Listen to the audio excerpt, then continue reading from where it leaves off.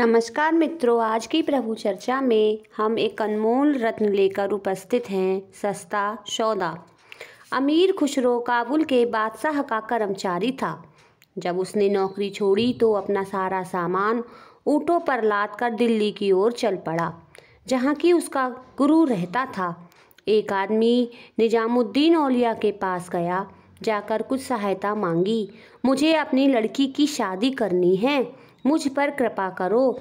इस पर उत्तर दिया, भाई जो कुछ आएगा तुम ले लेना। संयोगवश उस दिन कुछ भी नहीं आया, दूसरे दिन भी कुछ न आया, तीसरे दिन भी कुछ नहीं आया।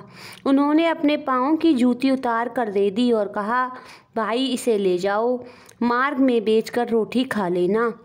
जिस समय वह आदमी जूते लेकर जा रहा था, उधर से खुसरो अपना सामान ऊँटों पर लाद के आ रहा था। खुसरो ने कहा, इधर से पीर की खुशबू आ रही है। जैसे जैसे वह आदमी समीप आता गया, खुशबू बढ़ती गई। जब पास से वह आदमी गुजर गया तो खुशबू पीछे से आनी प्रारंभ हो गई। पीछे मुड़कर उस आदमी से पूछा, भाई तुम कहाँ से आए हो? कहने लगा, जी क्या बताऊं, मुझे लड़की की शादी करनी थी। दुनिया कहती है कि फकीर भाग्य में कील मार देते हैं, अर्थात भाग्य ही बदल देते हैं।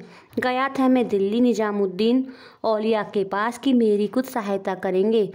जी 3 दिन तक रहा, उन्होंने भी कुछ नहीं दिया। यदि प्रभु दया ना करे तो फकीर भी कुछ नहीं देते। तीसरे दिन हार कर कहने लगे, भाई और तो हमारे पास कुछ नहीं, ये हमारी जूती हैं, इसे ले जाओ और बेचकर रास्ते में रोटी खा लेना। खुसरो अपने पीर के संबंध में ये बात ना सुन सका। कहने लगा, भाई तुमने जूती बेचनी है? तो उसने कहा, जी मुझे इसका क्या करना है, यदि बिक जाए तो और क्या चाहिए। खुसरो ने अपने और बाल बच्चों के लिए खाने पीने और वस्त्र आदि के लिए 1-2 ऊँट भरे हुए रख लिए और शेष सभी उस मनुष्य के हवाले कर दिए। हाथ जोड़ कर कहने लगा, भाई मैं इसकी कीमत तो कुछ नहीं दे सकता, मुझे अफसोस है कि मेरे पास इस समय यही कुछ है। खुसरो जूती को लेकर दिल्ली आ गया। मन में इतनी खुशी थी कि जैसे त्रिलोकी का राज्य मिल गया हो। जब पीर के दरबार में पहुंचा, पीर की कदम बोशी, पाँव को चूमा के और दीदार करके दर्शन करके चरणों में बैठ गया। जोड़ा निकाल कर पेश कर दिया। उन्होंने पूछा, खुसरो कितने का है? उत्तर दिया, हुजूर जो मेरे पास था दे दिया।